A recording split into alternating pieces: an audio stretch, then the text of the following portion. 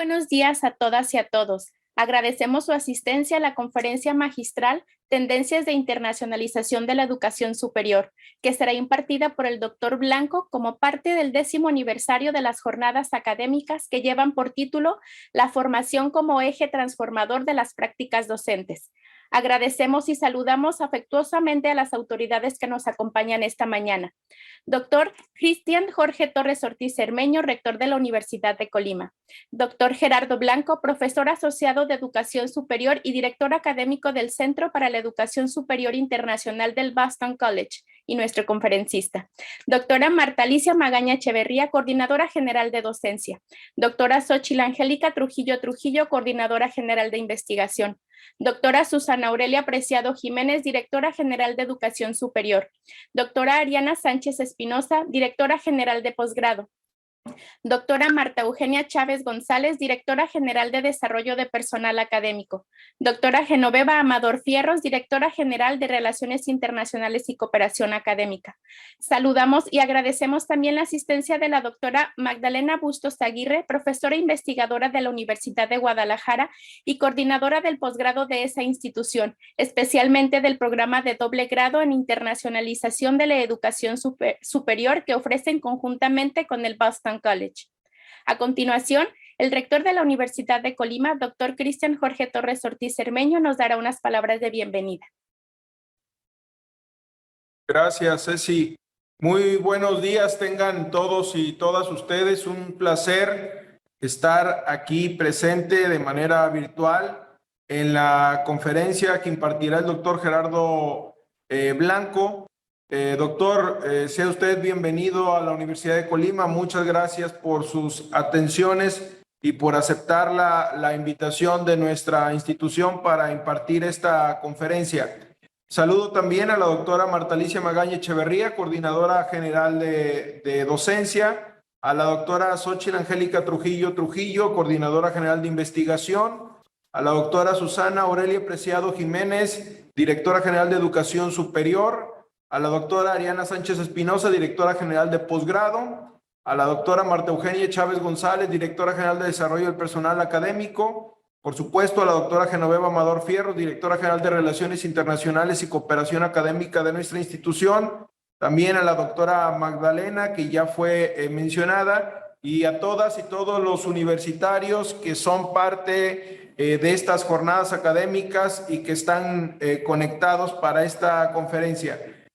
Doctor Blanco, simplemente reiterarle el agradecimiento, decirle que en la Universidad de Colima desde hace varios años estamos apostando a la internacionalización como un medio para elevar la calidad de nuestros procesos y resultados de nuestras funciones sustantivas. Particularmente estaríamos hablando de la docencia, la investigación y la extensión.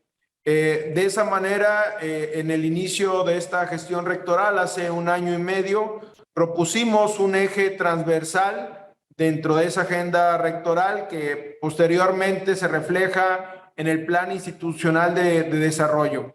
Y el eje tiene que ver directamente con la internacionalización. Con este plan institucional de desarrollo, y en lo particular con 23 indicadores de internacionalización que tienen como finalidad estar monitoreando, estar midiendo esta función que para nosotros nos parece tan importante en la Universidad de Colima. Precisamente ayer, a la misma hora, a las 9 de la mañana, estábamos inaugurando las jornadas académicas, de lo cual su conferencia es parte.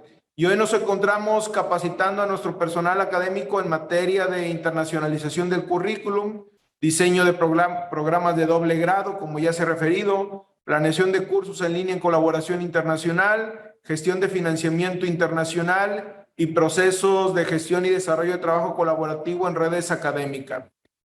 No quiero ahondar en mi intervención, simplemente agradecer, doctor, sus atenciones, que esté con nosotros en la Universidad de Colima. Le vamos a escuchar con mucha atención y agradecer a todos los universitarios y universitarias que están conectados para esta conferencia y, por supuesto, a quienes hicieron posible que el doctor Blanco nos esté acompañando esta mañana. Muchísimas gracias a todas y a todos.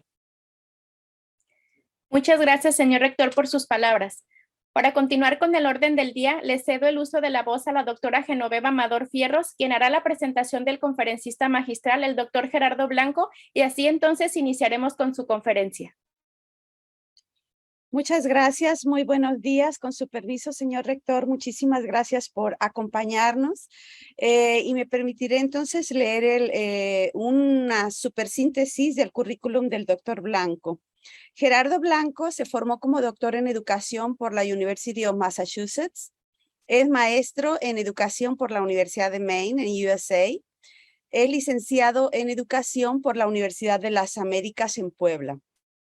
Es también profesor asociado de Liderazgo Educativo y Educación Superior, director académico del Centro de Educación Superior Internacional del Lynch School of Education and Human Development en Boston College y es asesor del Laboratorio de Éxito del Estudiante del American Council on Education. El doctor Blanco ha recibido en 3 ocasiones el premio al mejor artículo de investigación con mención honorífica del Comparative International Education Society. Ha recibido alrededor de 10 financiamientos y subvenciones del Gobierno de Canadá, del programa Fulbright García Robles, de la Carnegie Corporation of New York, de la University of Connecticut Thomas D. Dodd Research Center, del UMass Boston Office of Global Program, del programa Erasmus Plus, de la Comparative and International Education Society, entre otros, para desarrollar proyectos como investigador principal y actividades académicas de docencia o de evaluación de proyectos en los Estados Unidos, en Canadá, en Colombia, en Tailandia, Vietnam, en Polonia, en Bangladesh y por supuesto en nuestro país, en México. En el año 2017 publicó el libro Designing Qualitative Research, que ya va en su 7ª edición, publicado por Sage. Ha publicado más de 33 artículos científicos en revistas internacionales, 12 capítulos del libro, 3 contribuciones académicas editadas por pares, 6 reseñas de libros y otros 6 artículos en medios electrónicos. Todo ello, además de su actividad docente, por supuesto, en el Boston College, también en la University of Massachusetts, en Shani Normal University. Ha fungido también como director de residencias en la University of Maine. Ha participado como asesor y supervisor de 18 tesis y ha brindado consultoría en la Higher Education Commission en Pakistán, en la University of Liberal Arts en Bangladesh, en la Universidad de Tiradentes en Brasil, en Tufts University en los Estados Unidos y en Salvadoran Foundation for Economic and Social Development en San Salvador. Yo dejo con ustedes al doctor Gerardo Blanco. Muchísimas gracias. Adelante, doctor Gerardo. Muchísimas gracias, doctora Genoveva, por esta presentación tan generosa. Y bueno, yo quisiera primeramente agradecer al señor rector, el doctor Cristian Torres, por esta invitación, a todos nuestros colegas y de manera muy especial a la doctora Genoveva Amador Fierros por esta invitación. Yo primeramente, ¿verdad?, quisiera enfatizar que les estoy acompañando el día de hoy como un colega. Todos nosotros, ¿verdad?, en esta época del año, comenzamos, ¿verdad?, a prepararnos para el inicio de un nuevo ciclo académico, para darle la bienvenida a nuestros estudiantes, pero también, ¿verdad?, para tratar de actualizarnos en algunas de estas tendencias que son muy importantes para entender el presente y el futuro de la educación superior. Primeramente, pues saludarles, agradecerles por la invitación a ser parte de estas jornadas académicas. Qué importante, después de un proceso, ¿verdad?, de descanso, como el que han tenido, regresar no directamente, ¿verdad?, a las actividades con nuestros alumnos, sino a un proceso de reflexión y de aprendizaje mutuo. Entonces es en ese espíritu, ¿verdad?, de aprendizaje mutuo que les saludo y les quiero compartir algunas ideas. Espero que lo más importante de nuestra dinámica del día de hoy sea una oportunidad de intercambiar ideas, pero no solo intercambiar ideas, sino construir redes de colaboración hacia un futuro. Precisamente va a haber como una conexión muy clara entre esta idea de construir redes de colaboración y algunas de las temáticas que les voy a estar compartiendo. Entonces, mi presentación, hay varios puntos que yo quisiera abordar como parte de mi ponencia. Primeramente, definir y también reconocer cuáles son los retos actuales de la internacionalización de la educación superior. Yo sé que ustedes ya llevan un camino recorrido en este proceso como parte, ¿verdad?, de una planeación estratégica y de un plan institucional de desarrollo. Pero yo quisiera también compartirles algunas ideas acerca de cómo estamos imaginando o imaginando de nuevo esta internacionalización post-pandemia, reconociendo que cuando hablamos de post-pandemia no estamos diciendo que ya se terminó, sino que más bien la pandemia ha transformado nuestras sociedades de tal modo que todo lo que habíamos construido y desarrollado en relación a la universidad tiene que pensarse desde una perspectiva nueva, considerando, ¿verdad?, esta nueva realidad que continuamos enfrentando. Vamos a hablar también de la internacionalización de la educación superior en la actual reconfiguración geopolítica. Esto es algo que dentro de nuestras actividades en el Centro para la Educación Superior Internacional, pero en general, ¿verdad?, todos los que trabajamos en universidades estamos enfrentando retos muy importantes en relación a cómo nuestros estados nacionales están alineándose y hay algunas señales, ¿verdad?, que preocupan en relación a cómo se puede afectar la educación superior en este contexto cambiante y en esta volatilidad que estamos enfrentando.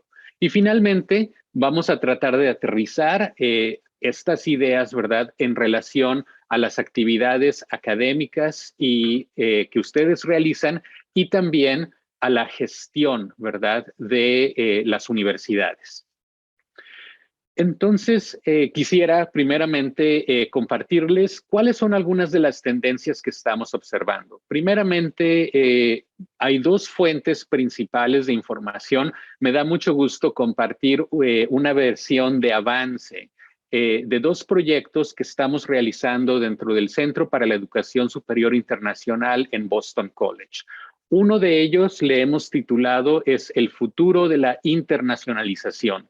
Y es un proyecto colaborativo entre la Asociación Internacional de Universidades, que es parte de la UNESCO, la Universidad de Toronto y en su Facultad de Educación y nosotros. Y este proyecto está financiado por el Consejo de Investigación para Humanidades y Ciencias Sociales de Canadá. Y el segundo proyecto que nutre, ¿verdad?, la presentación que les comparto el día de hoy es algo que le hemos llamado el Foro para la Educación Superior en África, Asia y América Latina, y este fue financiado por la Fundación Carnegie de Nueva York.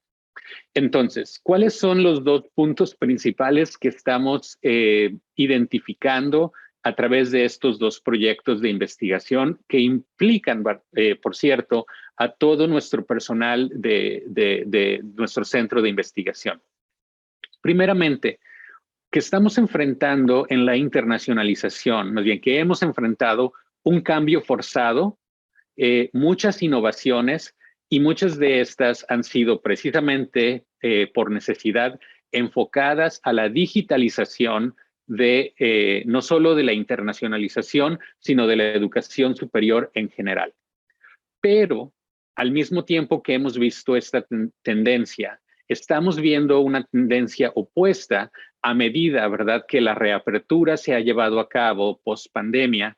y entonces estamos volviendo a lo que hemos considerado una antigua normalidad. Si recuerdan, hace más o menos 2 años hablábamos de una nueva normalidad y lo que estamos viendo es que nos estamos apresurando a regresar a la normalidad anterior. Y en relación a la internacionalización, vale la pena mencionar que esta no siempre es una internacionalización ideal, ¿verdad? Porque tradicionalmente hemos estado muy enfocados a la movilidad y no le hemos puesto suficiente atención a otros aspectos que también forman parte de la internacionalización. Y yo creo que precisamente por eso vale la pena definir, ¿verdad? ¿A qué nos referimos cuando hablamos de internacionalización? Y aquí les comparto la definición que nuestro colega Hans de Witt, con otros colegas, ¿verdad? Y expertos en la práctica y en la teoría de la internacionalización nos comparten, ¿verdad? Y ellos nos dicen que la internacionalización es el proceso de integrar una dimensión internacional, intercultural o global en el propósito, funciones y ejecución de la educación superior para mejorar la calidad del aprendizaje y la investigación para todo el estudiantado y profesorado y para contribuir de manera significativa a la sociedad. Esta definición, que por cierto no es la única, existen otras definiciones, pero lo que hace única a esta definición es este énfasis, ¿verdad? En el impacto de la internacionalización, ¿verdad? No lo hacemos solamente para ofrecerle, no lo hacemos simplemente para incrementar la visibilidad de nuestras instituciones, no lo hacemos solamente, ¿verdad?, porque es la tendencia y es lo que todos están haciendo.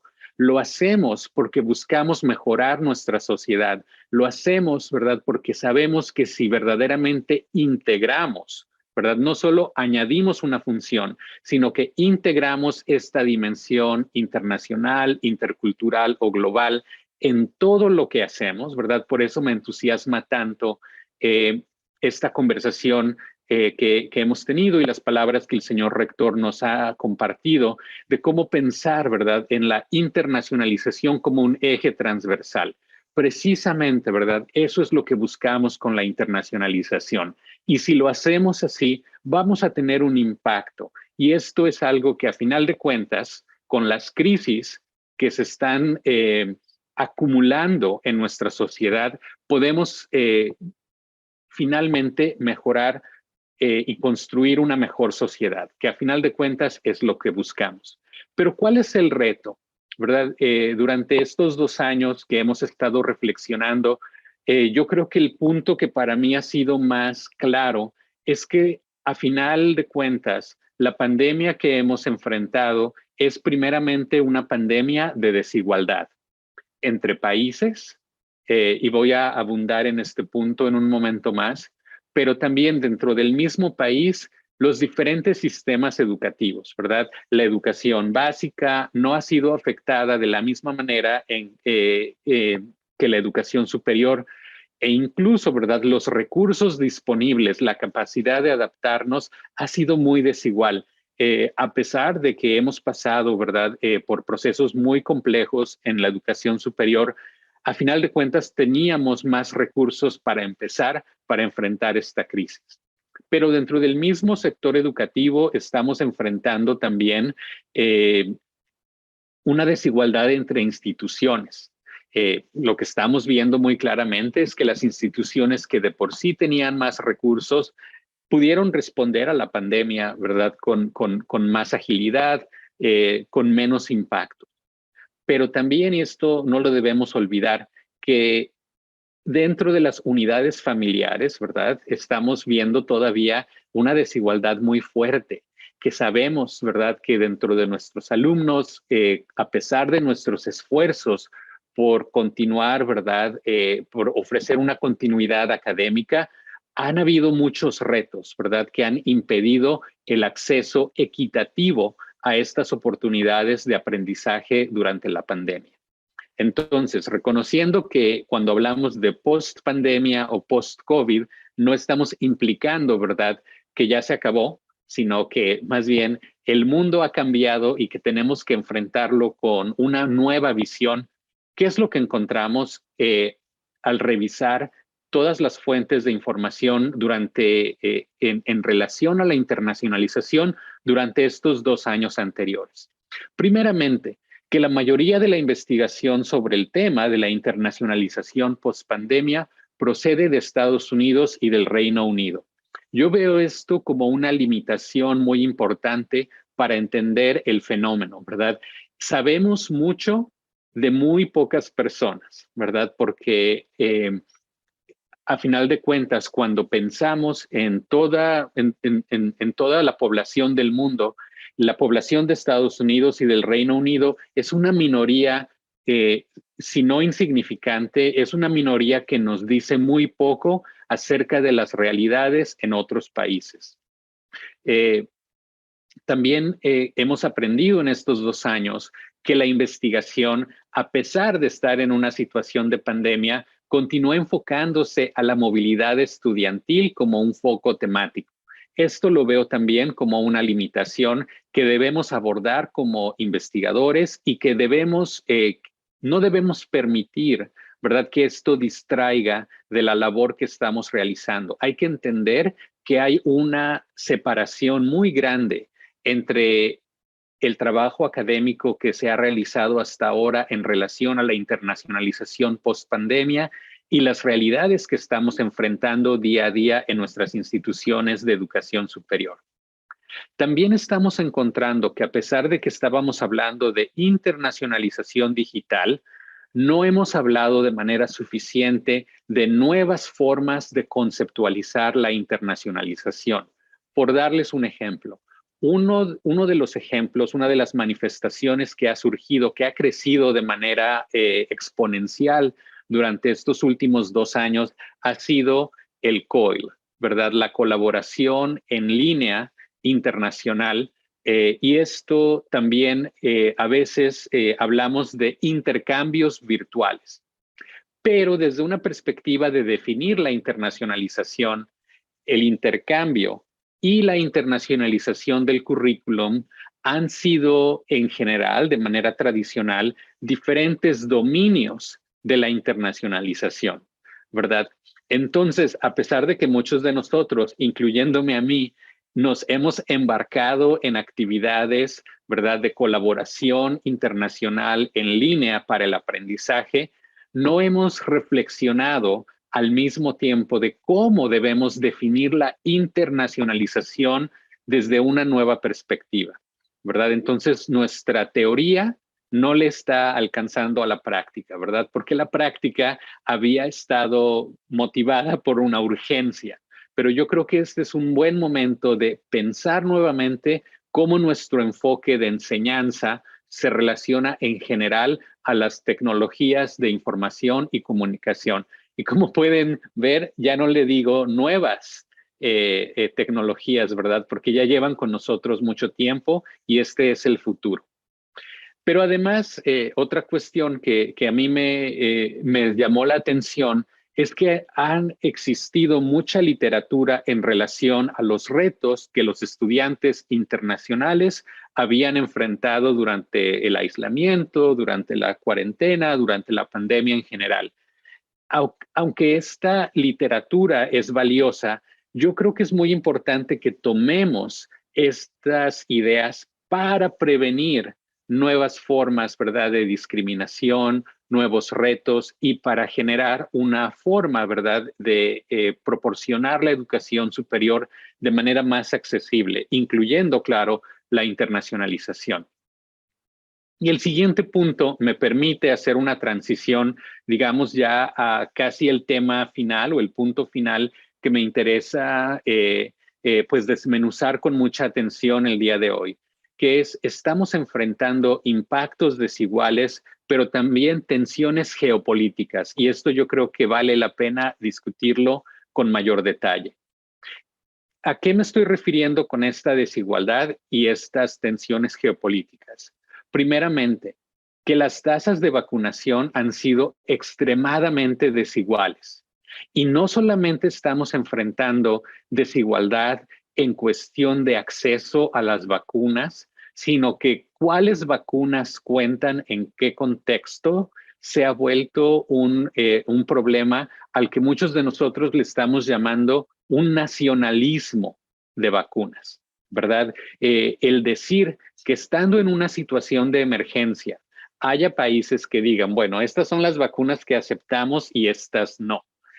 Yo creo que nos ofrece un problema bastante serio, porque sabemos, ¿verdad?, que ciertos países tuvieron mucho más acceso a estas vacunas, ¿verdad?, que cuentan, que abren fronteras, mientras que, e incluso dentro de países donde este acceso no se encontró, hubo estratos sociales que sí tuvieron acceso en otros países a vacunas, ¿verdad?, que les abren fronteras, que les abren puertas y que permiten reanudar estas formas de movilidad. Seguimos viendo, ¿verdad?, que en la realidad actual, esta nueva normalidad resultó ser muy parecida, un clon de la antigua normalidad. ¿Y qué estamos viendo, verdad? Que continuamos viendo principalmente una movilidad de sur a norte, que muchas veces sigue los mismos patrones migratorios de los migrantes económicos, ¿verdad? Y esto debería de causarnos preocupación. Hemos visto también durante la pandemia, ¿verdad?, que han surgido destinos alternativos, claro, ¿verdad?, precisamente porque la movilidad global como existía antes se tuvo que interrumpir y esto permitió que ciertos destinos alternativos surgieran. También pudimos ver que la movilidad digital apareció o más bien creció a pasos agigantados. Pero a pesar de estas oportunidades de cambio, como les mencionaba antes, estamos viendo un retroceso, ¿verdad? Como un regreso a lo tradicional, un regreso a lo que existía antes, a pesar de que las condiciones siguen siendo muy diferentes. Entonces, ¿cuál es el papel que yo creo nos corresponde a todas y a todos nosotros, ¿verdad? Precisamente el identificar nuevas oportunidades de intercambio de sur a sur que nos permitan incrementar la relevancia de la educación superior. Como les decía, durante la pandemia hemos aprendido muchísimo acerca de cómo este proceso ha afectado a los sistemas educativos en los países como Estados Unidos y el Reino Unido. Pero sabemos muy poco acerca de las afectaciones que han ocurrido a lo largo y ancho del sur global. Y esto es algo que podemos remediar a través de colaboraciones estratégicas, algo que ocurre, ¿verdad?, mucho en nuestros países, que siempre miramos hacia el norte, cuando en realidad pudiéramos también mirar hacia el sur cuando estamos pensando, ¿verdad?, en estos procesos de colaboración. Y entonces, ¿verdad?, esto nos lleva, porque muchos de estos supuestos, ¿verdad?, que guían nuestra práctica, están basados, ¿verdad?, digamos, en una inercia que hemos visto dentro de las relaciones internacionales.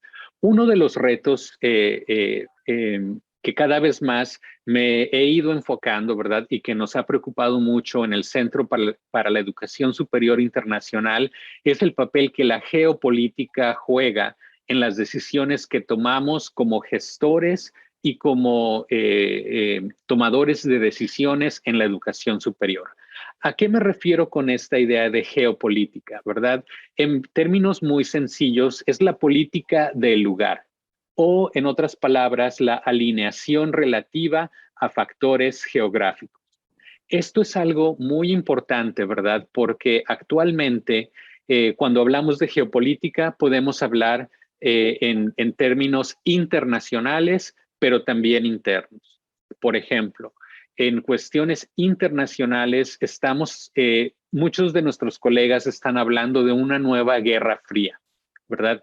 Y de hecho, no solamente es una, al parecer esta nueva guerra fría tiene varios frentes, ¿verdad? Estamos, por ejemplo, hablando entre las tensiones que ocurren, más bien, estamos hablando de las tensiones que ocurren entre Ucrania y Rusia, ¿verdad? Y dónde y cómo se van a alinear nuestros gobiernos? Va a ser una pregunta muy importante. Estamos también enfrentando, ¿verdad?, una serie de tensiones crecientes y aquí en los Estados Unidos nos preocupa bastante en estos días precisamente entre China y Estados Unidos.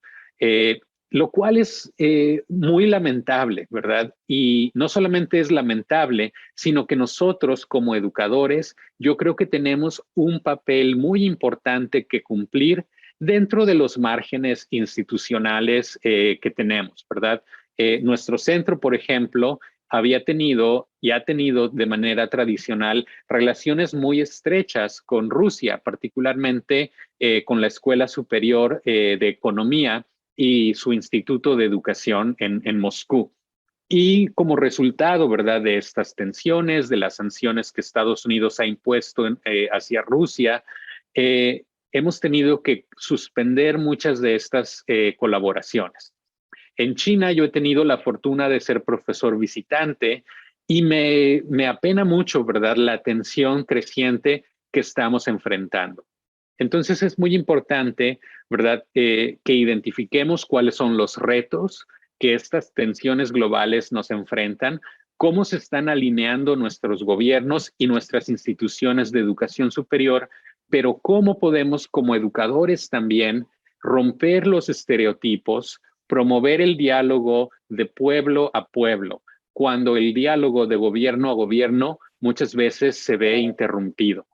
También es muy importante, ¿verdad?, identificar cómo esta geopolítica es interna también, ¿verdad? Cómo las políticas públicas hacia la educación superior y las relaciones internacionales nos afectan a nosotros. Y claro, como académicos, como gestores de la educación superior, siempre es difícil encontrar un equilibrio entre las tensiones internas y externas, así como entre el corto y el largo plazo. Pero este es precisamente el reto que necesitamos enfrentar.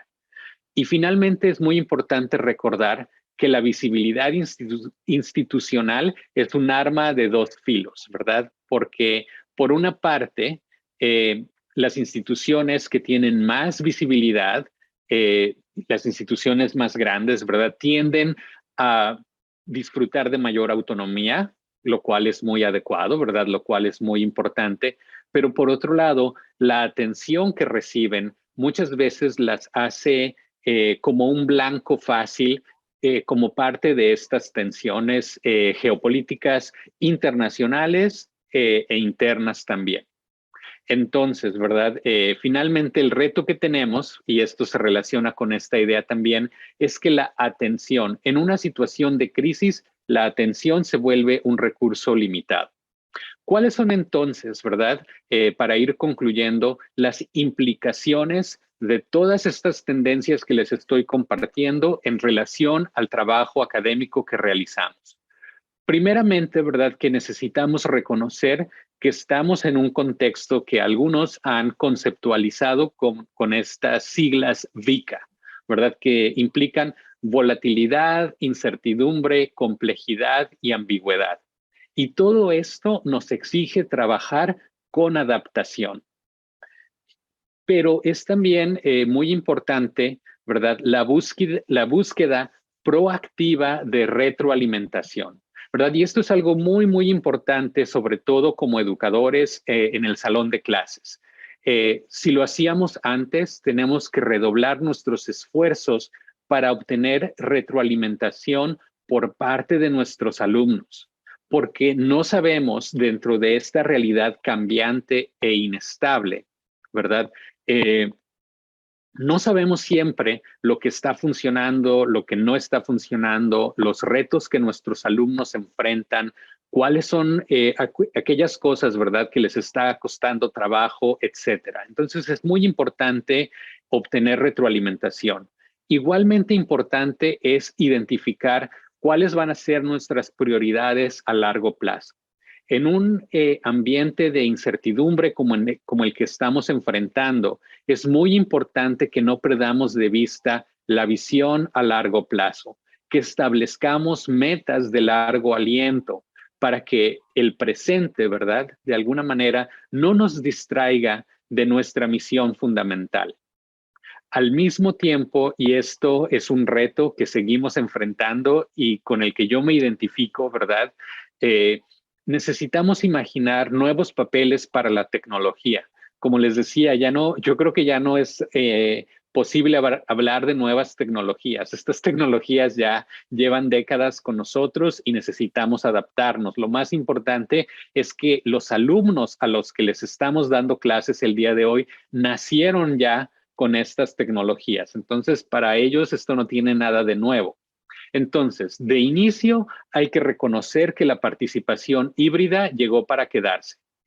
Y también es muy importante, ¿verdad?, que pensemos en nuevos papeles que aumenten, que mejoren y que contribuyan, ¿verdad?, a la excelencia en la enseñanza y el aprendizaje con la tecnología, ¿verdad? No para la tecnología, no desde la tecnología, sino que la tecnología nos asista a ese mejoramiento. Y finalmente, yo creo que es muy importante que confrontemos con ojos abiertos y con mucha claridad que en realidad ha habido aprendizaje que se ha perdido y entonces necesitamos remediarlo. A pesar de nuestros esfuerzos, ¿verdad?, para la continuidad académica, a pesar del trabajo heroico que muchas y muchos de ustedes realizaron, ¿verdad?, para adaptarnos a esta nueva realidad, yo creo que nos estaríamos engañando si no reconocemos que parte del aprendizaje durante los últimos 2 años se ha perdido. Entonces, ¿cómo podemos formar alumnos que aprenden a lo largo de la vida? ¿Verdad? Que no solamente el tiempo que están con nosotros en la universidad es el único tiempo dedicado al aprendizaje. ¿Y cómo podemos, verdad, apoyar a estas generaciones de estudiantes que han egresado y las otras que siguen con nosotros para remediar parte de esta pérdida que se ha tenido? Yo les quiero agradecer mucho por su atención y espero que dediquemos pues parte de nuestro tiempo juntos a un intercambio de ideas. También les invito, porque esta es una nueva oportunidad, ¿verdad?, para construir redes, que si gustan ver algunas de mis publicaciones o algunas de las actividades que llevamos a cabo dentro del Centro para la Educación Superior Internacional en Boston College, que nos podamos conectar a través de alguna de estas plataformas o que puedan seguir el trabajo que estamos llevando a cabo. Nuevamente, yo les agradezco mucho la invitación a formar parte de estas jornadas y espero que continúen con mucho éxito y con mucho intercambio de ideas.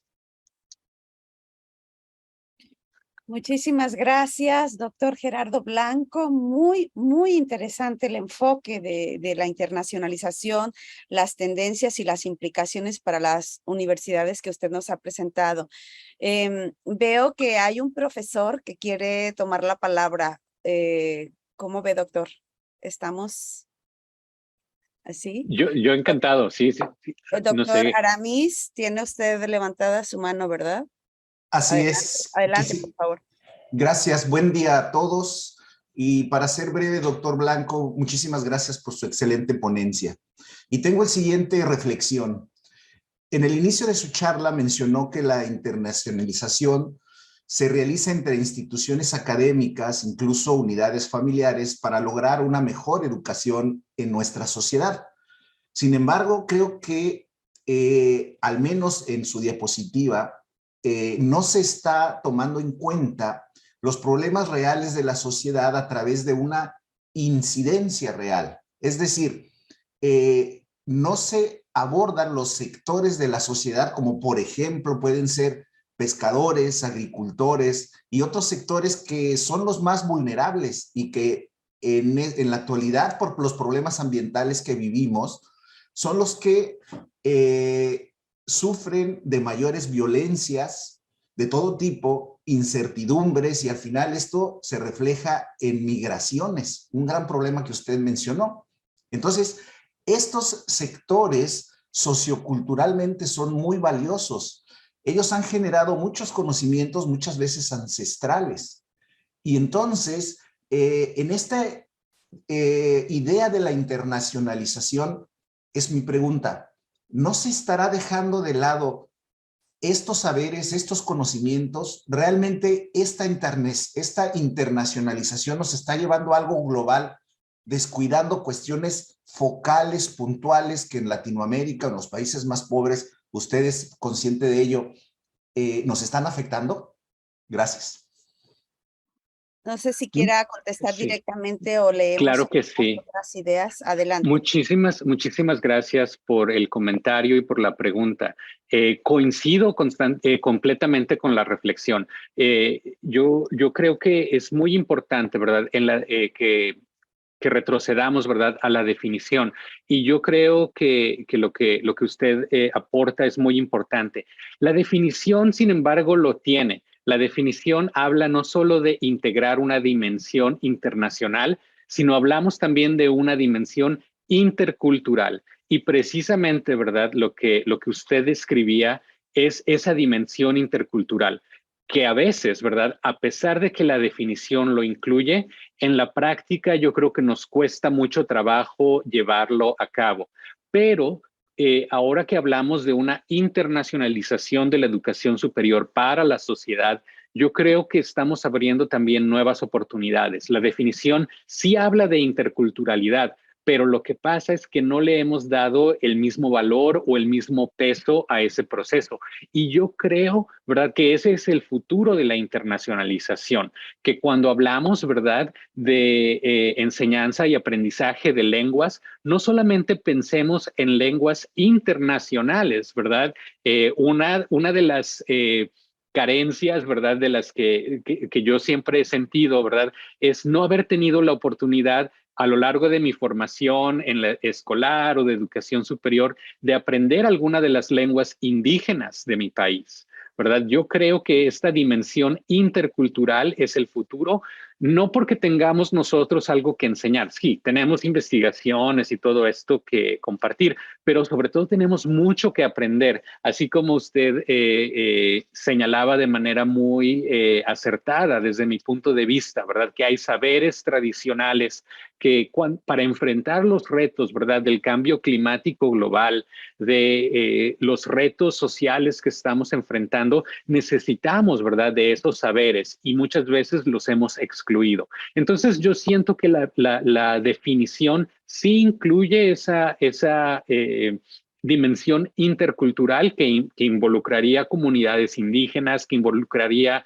comunidades rurales, ¿verdad? Que a veces, aunque hablen el mismo idioma, tenemos una diferencia cultural importante, ¿verdad? Y yo creo que ese es el futuro al que debemos apostarle, ¿verdad? No darle la espalda a esa dimensión global e internacional, pero reconocer que la dimensión intercultural no necesita cruzar fronteras necesariamente. Y al mismo tiempo, cuando hablamos de migración, hay nuevas culturas que están llegando a nuestro país y yo creo que es muy importante reflexionar cómo estamos respondiendo como sociedad a estos grupos migrantes, ¿verdad?, que se han multiplicado de manera muy importante. Entonces, coincido y le agradezco muchísimo, ¿verdad?, por estas reflexiones. Muchas gracias, doctor. Vamos a tratar de darle algunas de las preguntas que han puesto en el chat para abreviar el tiempo. Hay muchas felicitaciones, las personas que llegamos a casi 338 personas que estamos acá conectadas, muy contentas con sus aportes. Y entre las preguntas mencionan cómo podemos aprovechar mejor a los migrantes mexicanos para aportar a nuestra estrategia de internacionalización, cómo la internacionalización puede ayudar al desarrollo de competencias cívicas y otro tipo de habilidades para ser personas, para la vida personal, de tal manera que las personas sean más felices y más bondadosas. Por otro lado, y en un giro distinto, la doctora Peraza dice que los seguros ahora los seguros si médicos internacionales no cubren aspectos que son afectados por la violencia y la movilidad de estudiantes como de ciencias químicas, de algunas áreas que requieren seguros muy especiales, no están cubiertos. ¿Qué opina usted de eso? Y aquí lo dejo. Muchísimas gracias por la riqueza, ¿verdad?, de preguntas. Y esto es justo lo que yo había deseado, que tuviéramos este intercambio de ideas. Primeramente, yo creo que necesitamos pensar más allá, ¿verdad? Sabemos, por ejemplo, que dentro de la economía de nuestros países, las economías tan interconectadas que tenemos, específicamente entre Estados Unidos y México, que muchas veces hablamos de remesas económicas. ¿Y por qué no expandir este concepto a una serie de remesas intelectuales, ¿verdad? Donde podamos aprovechar, donde podamos conectarnos con la diáspora mexicana, no solo en Estados Unidos, sino en otros países, y promover, ¿verdad?, la integración, el intercambio de ideas, de visiones globales desde esa perspectiva. Yo creo que esto es algo muy, muy importante y muchas veces lo hacemos a nivel académico, ¿verdad? Yo como mexicano me da muchísimo orgullo estar acompañándoles el día de hoy, pero hay muchísimos profesionistas, hay muchísimos trabajadores, hay muchísimas comunidades que se pudieran beneficiar, ¿verdad?, de una serie de colaboraciones, de intercambios y de aprendizajes, ¿verdad? Porque muchas veces la distancia nos da perspectiva y nos da una visión diferente. Entonces yo sí creo, ¿verdad?, que hay formas de vincularnos con la diáspora mexicana en otros países y hacerlo de manera constructiva, ¿verdad?, y de manera muy creativa. En la segunda pregunta, ¿verdad? Esta idea de las habilidades cívicas, yo creo que es muy importante que pensemos, muchas veces pensamos que la ciudadanía global está en competencia con la ciudadanía local. Yo creo que esta es una mala interpretación del concepto, ¿verdad? Yo creo que es muy importante que pensemos que primeramente somos ciudadanos muy, muy locales, muy contextualizados y que a medida que nuestros horizontes, que nuestras habilidades de pensamiento, que nuestros conocimientos se van extendiendo, nuestra ciudadanía, nuestra capacidad de construir con otros va creciendo también. Yo pienso, ¿verdad?, que la ciudadanía local y la ciudadanía global no están en competencia o no están en tensión. Entonces, ¿verdad?, yo siento que a medida que podamos reconocer las diferencias culturales dentro y fuera de nuestros países, podemos también ir desarrollando, ¿verdad?, estas habilidades cívicas y sobre todo, y esto es algo muy, muy importante, que enfaticemos el servicio a los demás, el servicio y el relacionamiento con nuestras comunidades. Y finalmente, ¿verdad?, con esta pregunta tan puntual, yo pienso que este es un reto muy fuerte, ¿verdad? La incertidumbre de la que estuve hablando en mi plática, ¿verdad? Ha llevado a cierto manejo del riesgo en relación a la internacionalización que nos ha vuelto como muy conservadores. Nos hemos vuelto muy reacios a asumir riesgos y esto es entendible, ¿verdad?, por la realidad que hemos vivido, pero creo que necesitamos irlo revirtiendo.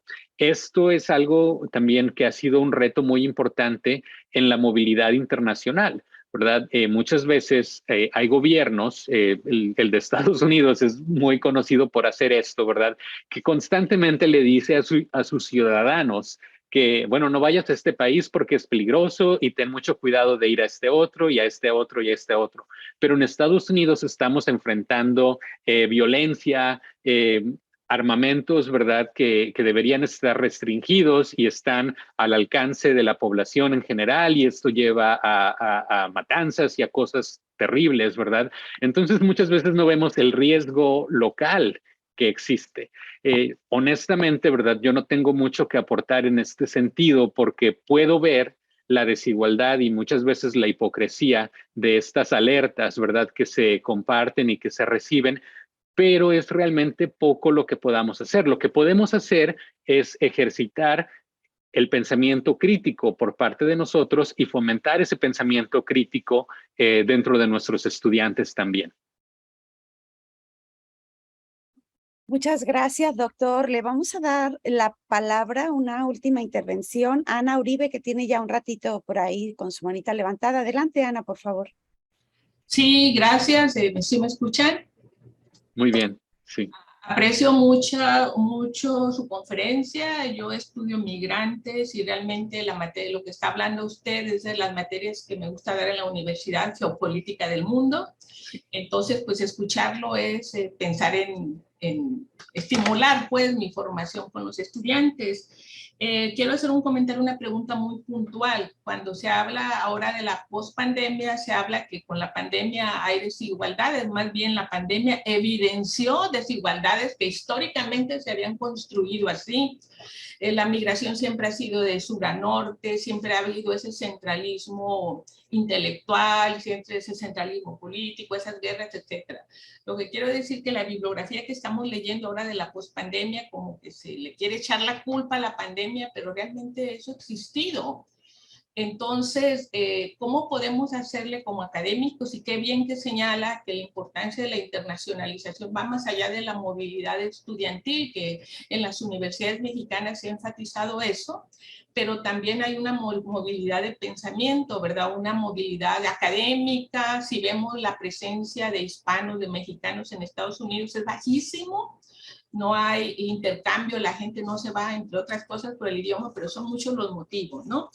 Pero mi pregunta tiene que ver con un sentido más epistemológico. Si siempre hemos pensado el mundo desde un centralismo, de un colonialismo de ciertos países, nuestra formación ha sido leer a los clásicos en inglés, el inglés ha sido hegemónico en el mundo.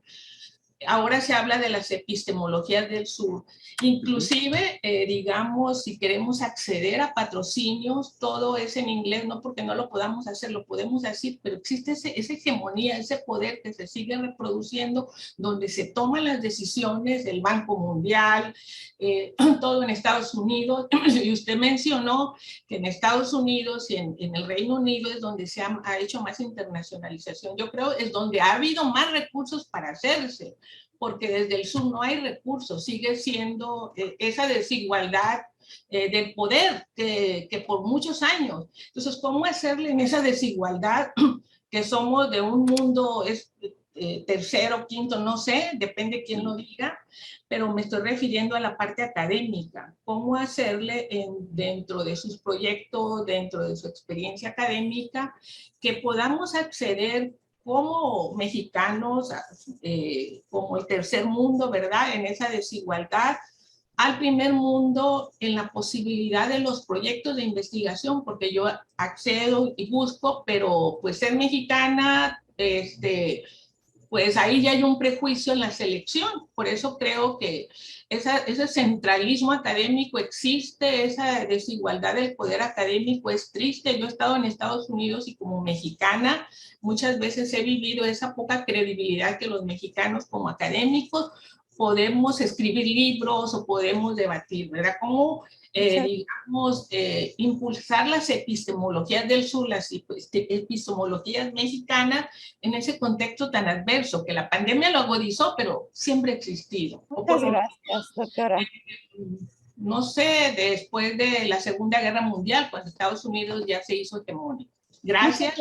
Gracias, doctora. Y con esta respuesta a la doctora Ana Uribe vamos a concluir, vamos a tratar de cerrar esta conferencia. Adelante, doctor Blanco. Muchísimas gracias por este comentario. Yo no puedo coincidir con más entusiasmo con sus comentarios. Estoy completamente de acuerdo. Y bueno, ¿cuáles son los pasos, verdad, que estamos tomando? Me entusiasma hasta cierto punto, ¿verdad?, el trabajo que se está realizando acerca de intercambio de saberes, epistemologías del sur, y que se le está, por ejemplo, cuando yo estaba haciendo mi tesis hace unos 10, 11 años de doctorado, yo tenía que pedir permiso casi para usar teoría postcolonial dentro de mi estudio. se le veía como algo muy externo, ¿verdad? Como algo de, bueno, ¿para qué estás levantando controversias? Y ahora lo veo que los académicos más destacados en mi campo de estudios hablan de la teoría postcolonial con mucha facilidad, ¿verdad? Y con mucha apertura. Entonces yo siento que sí hay espacios de cambio, pero tenemos que correr ciertos riesgos como intelectuales, ¿verdad? Hay que arriesgarnos. Y segundamente, ¿verdad? Como por la parte tan práctica que usted comentó, esta desigualdad sin duda existe y está ahí. Este sesgo, ¿verdad? Por las publicaciones en inglés, incluso cuando hay revisión de pares, etcétera. Yo creo que la colaboración no es panacea, pero la colaboración entre académicos de diferentes países puede ser una puerta que nos abra, que nos dé acceso, ¿verdad?, a estos espacios, primeramente, y segundo, ¿verdad?, más adelante espero que no solamente en colaboración, la colaboración siempre es buena, ¿verdad?, pero que se reconozca también el trabajo y el valor de la investigación que se lleva a cabo en países como es México y a lo largo de América Latina. Y el último punto, ¿verdad?, la oportunidad de las migraciones, no solamente salientes, sino entrantes, ¿verdad? Y cómo nos relacionamos con estas nuevas comunidades puede ser una gran fuente de aprendizaje también. Muchísimas gracias, pues hemos llegado, se nos hizo muy rápido llegar al final de esta conferencia valiosísima, valiosísimos comentarios y contribuciones también con las preguntas de colegas participantes que llegamos, anoté por aquí el número, llegamos a 342 participantes acá escuchándole, doctor, y me voy a permitir dar lectura al documento que la Universidad de Colima le entrega a Gerardo Blanco Ramírez por su contribución con la conferencia magistral Tendencias de Internacionalización de la Educación Superior, que se ha llevado a cabo el día de hoy como parte de las jornadas académicas, lo mencionó el señor rector, que arrancaron el día de ayer con la inauguración. Y estas jornadas académicas llevan el nombre de la formación como eje transformador de las prácticas docentes. Estamos cumpliendo 10 años de jornadas académicas y firma su documento la directora general de Desarrollo de Personal Docente, la doctora Marta Chávez. Muchísimas gracias, doctor. Aquí está el rector que se quedó hasta el final. Muchísimas gracias, rector. Sabemos cómo trae su agenda, así que de verdad apreciamos mucho que haya estado con nosotros. Con todo gusto, muy interesante, doctor. Muchísimas gracias. Ahí veo varios comentarios en el chat que se quieren poner en contacto contigo y si pueden tener acceso a la exposición. Doctor, muchísimas gracias. Te mandamos un fuerte abrazo desde la Universidad de Colima. Claro que sí, muchísimas gracias y con gusto les comparto las diapositivas. Gracias, muchísimas gracias al doctor Gerardo Blanco y a todos ustedes. Rector, gracias. Muchas gracias. Buen día.